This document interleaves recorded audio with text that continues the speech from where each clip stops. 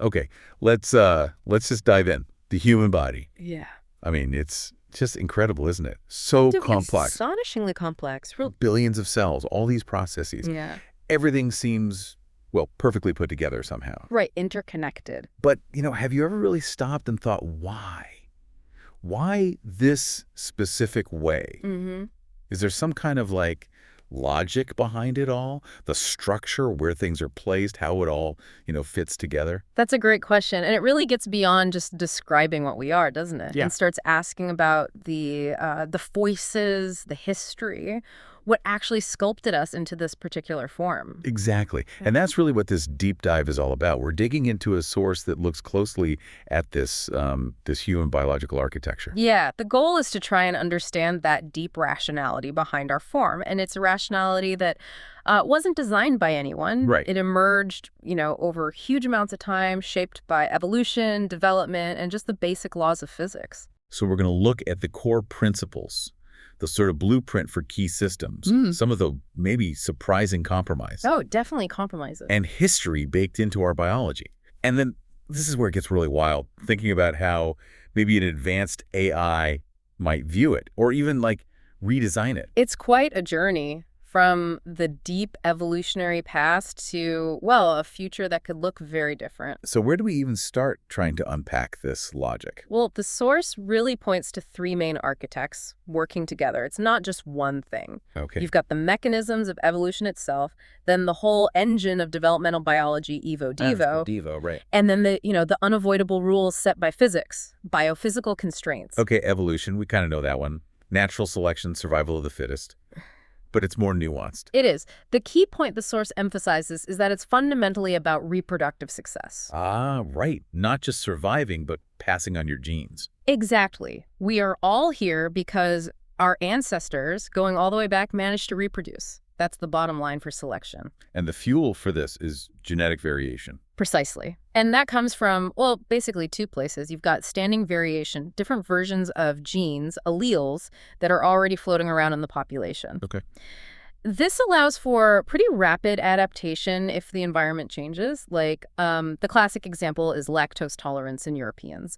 That allele was probably there at low levels before dairy farming took off. So it could be quickly selected for when milk became important. Exactly. Or the CCR5 mutation giving some HIV resistance probably existed long before HIV, selected perhaps by other pressures.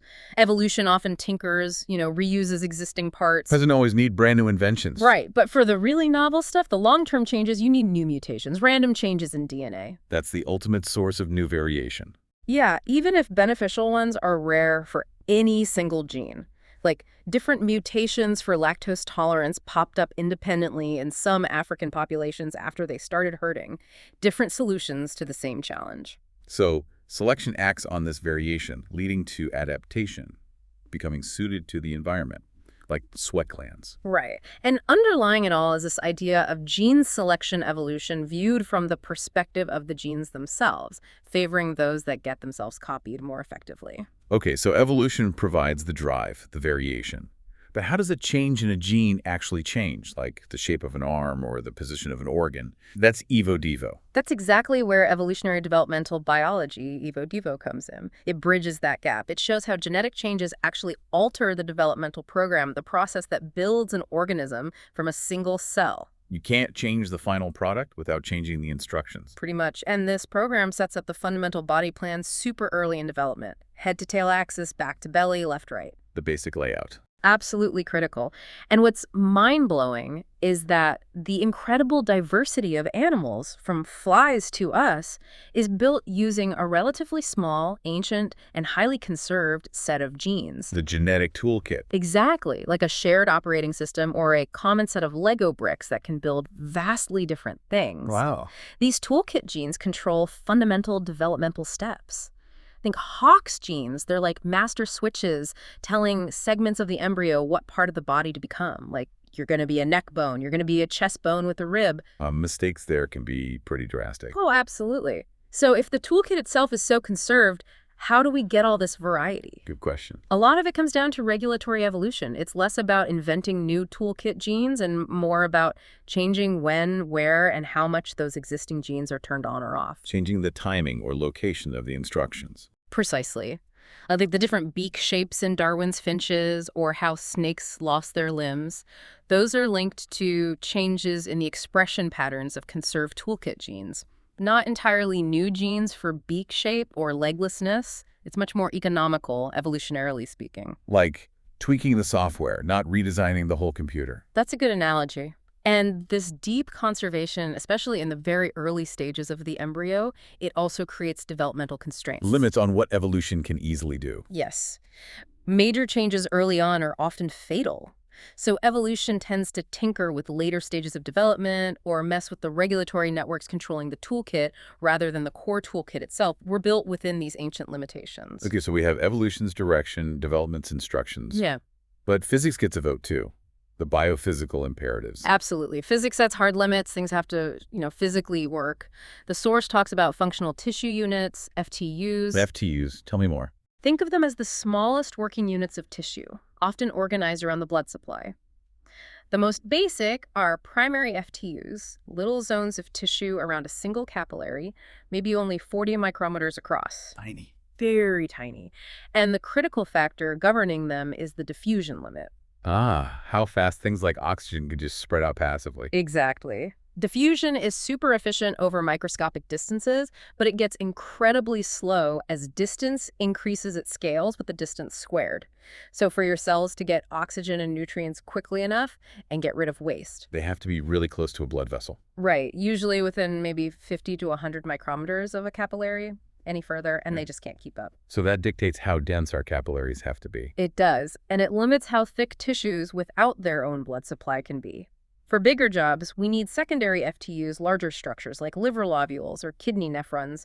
They use buck flow pumping fluids through larger vessels to move stuff efficiently over longer distances, getting around that diffusion bottleneck. And physics rules how fluids move in those vessels too. Definitely. Fluid dynamics laws like Puzo's or Darcy's, they govern blood flow, airflow, kidney filtration.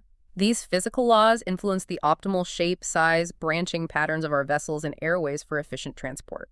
Which brings us to surface area versus volume. That seems fundamental. Oh, it's absolutely critical, especially for anything involving exchange. As something gets bigger, its volume shoots up way faster than its surface area. Right. But absorbing food, getting oxygen, getting rid of heat, that all happens across surfaces. So to maximize that exchange surface within a limited volume, biology almost always uses folding or branching. Like the inside of your gut or your lungs. Exactly. The villi and microvilli in the gut create a huge area for absorption. The millions of tiny air sacs, the alveoli in the lungs, give you that massive surface for gas exchange, like 70 square meters. A tennis court inside you. Pretty much. Or even the folds in your brain, the gyri and sulci, packing more cortical surface area into your skull. Complex life needed these kinds of bulk transport and exchange systems because simple diffusion just fails once you get bigger than microscopic. So nature keeps hitting on similar solutions, branching, folding. Yeah, the source calls it a kind of universal grammar of biological form. Similar physical problems often lead to similar structural solutions, whether it's blood vessels, airways, or plant roots. Physics dictates optimal patterns. Okay, architects identified. Evolution, development, physics. Let's look at the blueprint itself, the human BA plan. What are the big organizing principles? Well, the most obvious one is bilateral symmetry. We're basically mirrored left and right. Makes sense for moving in a direction. It's tightly linked to that. Having a front, back, left, right helps with locomotion, navigating, finding food, avoiding predators. You want your sensors pointing forward. Which leads straight to cephalization, concentrating the nervous system, especially the brain, and the main sensory organs at the front end of the head. Your command center up front. Exactly. It's way more efficient for processing the world you're moving into. Detect things quickly. Definitely don't want eyes in the back of your head. No. Then there's segmentation, the body being built from repeating units, like our vertebral column. Modular design. Yeah, it's an ancient animal trait. Allows for flexibility, specialization of different segments. And finally, body cavities. Right, the internal spaces that house and protect our organs, cranial for the brain, spinal for the cord, thoracic for heart and lungs, abdominopelvic for the gut, liver, etc., protection and organization. Okay, Got the blueprint. Now, let's see how specific systems fit this logic. Nervous system command and control. Right. Function is rapid signaling, regulating basically everything, sensing the world, thinking. You've got the CNS brain and spinal cord and the PNS, all the nerves reaching out. And it evolved from simple beginnings, like nerve nets. To become highly centralized. A big step in vertebrates was the three-part brain fore mid-hindbrain, initially tied strongly to specific senses. And neural crest cells were another key vertebrate innovation, giving rise to much of the peripheral nervous system and boosting cephalization. And then humans. The brain just exploded in size. Dramatically. Yeah. Especially the cerebral cortex. The source mentions some rough neuron counts. Australopithecus, maybe 30-odd billion. Neanderthals, maybe 85 billion. Modern humans, 85 to 100 billion. Wow. But it's not just numbers. It's the folding, connectivity, plasticity, and our really long childhood allowing for extended brain development and learning. And its position fits the logic. Brain up front, spine down the back. Exactly. Socialization puts the main processor in the protected skull at the front. The spinal cord, the information highway and reflex center, runs down the back inside the vertebrae with nerves branching off segmentally. It's a clear hierarchy reflecting evolutionary history. Okay, circulatory system, transport. Moving everything essential. Oxygen, nutrients, hormones, waste, immune cells, heat. We have a closed system, double circulation pulmonary loop to the lungs, systemic loop to the body. That four-chambered heart and double loop are key for being warm-blooded, right? Efficient oxygen delivery. Absolutely essential for our high metabolism. Evolutionarily, complex transport became vital as animals got bigger. Diffusion wasn't enough. Closed systems evolved multiple times, allowing higher pressure, faster flow, and the endothelium, the lining of blood vessels, was crucial for control. And the heart evolved from 2 chambers in fish to 3 in amphibians, reptiles, to 4 in us, birds, crocs. Yeah, a clear trend towards separating oxygenated and deoxygenated blood completely, maximizing efficiency. And the heart's location. Central in the chest, protected by ribs. Being right next to the lungs is obviously efficient for the pulmonary circuit. Minimizes the plumbing. Right. And being central makes pumping to the whole body through the systemic circuit pretty optimal, too. The vessel branching follows physical laws for efficient distribution, connecting back to those FTUs. Got it. Respiratory system getting oxygen in, CO2 out. Primary job, yeah. Plus, filtering air, voice, smell, pH balance, upper part. Nose, pharynx, larynx, lower. Trachea, bronchi, lungs. And lungs evolved for the move to land. From an outpocketing of the gut in fish ancestors, yeah. Maybe first for buoyancy or breathing in stagnant water, then adapted for air breathing, becoming paired. And that gut origin explains the shared throat passage. It does. The pharynx used for both air and food. We'll come back to that as a design flaw. Developmentally, the airways form by branching morphogenesis, creating that incredible tree structure. Leading to that huge surface area, the 70 square meters. Exactly. Massive area for gas exchange. And positionally, lungs are in the thorax, right next to the heart, perfect for that pulmonary loop. Okay, skeletal system. Support, movement, protection. And heavily shaped by us becoming bipeds walking upright. That started maybe up to 12 million years ago, and it wasn't just one change, it was a whole cascade. It's more efficient for us than chimp walking is for chimps. Yeah. Over long distances, yes, but required big changes. Feet became rigid platforms, not grasping. Legs got longer. Knees angled inwards, the valgus knee, to keep our center of gravity stable when walking. The pelvis changed dramatically. Hugely. Became shorter, broader, bowl-shaped. This repositioned the butt muscles for stabilization. The spine got its S-curve with that lower back curve, the lumbar lordosis, to balance the trunk. And the hole where the spine meets the skull, the foramen magnum, shifted forward. Balancing the head better. Right, and all this freed the hands. For tools, carrying, maybe driving brain evolution? That's a major hypothesis, yes, a feedback loop. So the skeleton, especially the pelvis, shows how adapting, for one thing, walking, creates trade-offs elsewhere, which we'll get to. Digestive system next, fueling up. Breaking down food, absorbing nutrients, getting rid of waste. The GI tract plus helpers like the liver, pancreas. And our gut evolution is tied to diet and big brains. Yeah, compared to other primates, Homo evolved a relatively smaller gut overall, especially a shorter, large intestine. This is linked to eating higher quality food, more meat, maybe cooking, making things easier to digest. The expensive tissue hypothesis. Exactly. Saving energy on digestion potentially freed it up for growing a bigger brain. Another trade-off.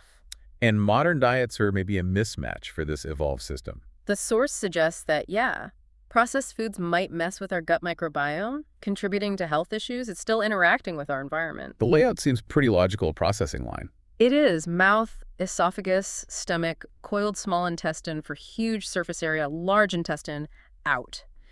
And the accessory organs, liver, pancreas, are positioned right near the small intestine to dump in their digestive juices where needed. So organ placement isn't random at all. It's developmental programs, function, history. Definitely not random. We look symmetric outside, but inside, things are shifted. Heart tilted left, liver mostly right, stomach left. This left-right asymmetry gets set up super early. By that left-right organizer. Cilia pushing fluid. It's amazing, yeah. Tiny cilia beat in one direction in the embryo, creating a fluid flow, usually leftward. They might even sense this flow. This triggers signals that guide organs to their asymmetric positions. Errors cause serious problems like heterotaxy, organs in the wrong place. Wow. Development is just so intricate. And the final placement balances functional needs, heart near lungs, protection in cavities, developmental history, testes descent path, and just packing everything in efficiently, gut coiling. Cell fate depends on genes plus signals from neighbors. The logic is layered function, history, compromise. Speaking of compromise, we see the logic, but evolution isn't perfect engineering. It tinkers, leaves quirks, suboptimal designs. Totally. And these aren't flaws, they're evidence. Evidence of history, constraints, trade-offs. Selection goes for good enough overall reproductive success, not perfection in every part. The recurrent laryngeal nerve is the poster child for this, right? Oh yeah, the RLN. Starts in the brainstem, goes down past the larynx into the chest, loops under a major artery, aorta on the left, then goes all the way back up to the larynx. A ridiculous detour. Meters long in a giraffe. Why? It's a leftover from fish ancestors. The nerve originally took a direct route to structures near the gill's heart.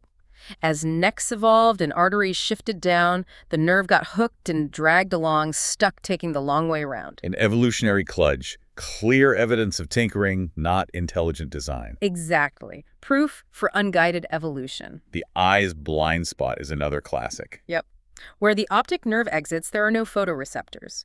Our retina wiring is backwards compared to an octopus eye, where nerves run behind the receptors. No blind spot for them. Plus, our eyes get easily out of focus, age-related reading problems. And the shared throat passage for air and food. Consequence of lungs butting off the gut. Increases choking risk, even with the epiglottis flap. Separate pipes would be better engineering, but that's not how it developed. The female pelvis narrow for walking, but makes childbirth hard with big baby heads. A major evolutionary trade-off, yeah. Bipedalism came at a cost for childbirth. Male testes descending, creating weak spots for hernias. Right. They drop from the abdomen for temperature control needed for sperm, but punch holes through the abdominal wall, creating inguinal weaknesses. Appendix. Seems mostly risky. Largely vestigial, maybe minor immune function, but prone to dangerous appendicitis. High risk, low apparent benefit now. Wisdom teeth often don't fit. Because our jaws got smaller, likely due to softer diets, faster than our tooth number reduced, so they get impacted. And breathing triggered by high CO2, not low O2. Usually works fine as CO2 tracks O2 use, but can fail in weird low O2 environments. It's optimized for the common scenario, not every edge case. So these quirks stick around because fixing them is too complex, or has other bad side effects, or they're just not bad enough to be strongly selected against, or part of a package deal. Exactly. They show the messy, historical, compromised nature of evolutionary logic. Which leads to this really speculative, almost sci-fi idea. If evolution is this tinkerer, what if an advanced AI, without those historical handcuffs, could analyze and redesign us? Right. This jumps into directed biological engineering, but first, an AI would need an unbelievably good model of human biology. That's where computational systems biology comes in. The 3Ds from the source. Yeah. Description. Massive data gathering genomes, proteins, cells, organs, distillation, building complex models, equations, simulations to understand the interactions, and design. Using those models to predict what happens if you change something. Building a digital twin of a human. An incredibly sophisticated one, yeah. Simulating everything. Huge task. Needs standards like SBML. But that's the prerequisite for AI-driven redesign. And how would the AI optimize? Could use things like genetic algorithms mimicking evolution computationally, create virtual designs, score their fitness based on some criteria, select, vary, repeat, or multi-objective optimization. Because improving one thing might make another worse. Exactly. Lifespan versus reproduction, speed versus endurance. MO finds the Pareto front, the set of best possible compromises where you can't improve one goal without hurting another. So the AI could run these algorithms on virtual humans, exploring options evolution never could. Potentially, yes, an accelerated directed search through design space. But, and this is absolutely critical, we have to tell the AI what better means. To find the fitness function, the objective. Exactly. What are our goals? Whose values? How do we weigh longevity against, say, creativity or empathy? The AI needs human guidance on the ultimate purpose of the redesign. That's a massive ethical challenge. Okay, purely speculatively, based on the source.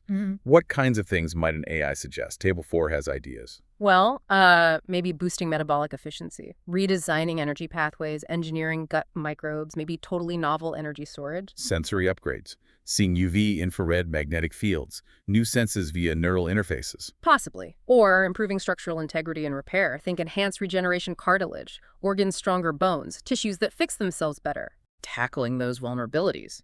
Correcting genetic disease risks, tuning immunity, maybe even slowing or reversing aging for longer health span. That's often a major target in these discussions, yes. And potentially fixing those suboptimal designs we talked about. Rerouting the RLN, fixing the blind spot, separating the pharynx, optimizing the pelvis without compromise. If unconstrained by current development, an AI might propose solutions like that. Sounds amazing, but the risks must be huge. Immense. Biological systems are unbelievably complex. Change one thing, and you risk unintended consequences everywhere. That's pleiotropy. The AI's predictive model would have to be practically perfect. Which seems unlikely anytime soon. Very challenging. Plus, optimizing everyone the same way could reduce diversity, making us less adaptable as a species. An optimized human might be brittle. And some changes really blur the lines of being human. Neural interfaces, genes from other species. Yeah, deep philosophical territory there. Which lands us squarely in the ethics. This isn't just about tech. Not at all. The power to deliberately reshape our biology using AI, it forces us to confront incredibly difficult questions, like individual autonomy versus societal pressure to enhance. Fairness and equity, the risk of a biogap between the enhanced rich and the unenhanced poor. A huge concern. Then there's human dignity. Do these changes erode something fundamental or enhance our potential? Bioconservatives versus transhumanists. Safety is paramount. Unforeseen consequences, especially with heritable changes affecting generations. Massive unknowns. And societal disruption, family, work, norms. Could there be an enhancement arms race? The source really pushes us to think about whether human evolution stays natural or becomes deliberately steered, maybe towards a post-human state. Seems like we need serious ethical discussion, like yesterday. Absolutely critical. The source stresses needing robust ethical frameworks, wide public conversation with many viewpoints, responsible oversight.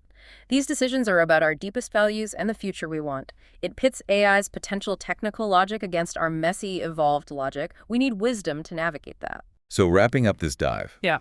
We went from the incredible, sometimes weird logic of our evolved bodies, shaped by evolution, development, physics, and history. Right, with all its quirks and compromises. To thinking about the mind-bending possibility of AI analyzing, maybe even redesigning that blueprint. It really frames this potential shift, doesn't it? From being, well, passive products of evolution to maybe becoming active directors of our own biological destiny. And it leaves us with this really potent final thought from the source. Given the intricate, imperfect logic that built us over eons, as we get the power, maybe with AI's help, to change our biology, fix flaws, pursue enhancements, how do we make sure wisdom and foresight guide us? What should our criteria be for human flourishing in that kind of future? It's a call to appreciate the complexity within us right now and to recognize the immense responsibility that comes with the potential power to rewrite ourselves. Definitely a lot to chew on there. Something to keep thinking about. This is DigitView.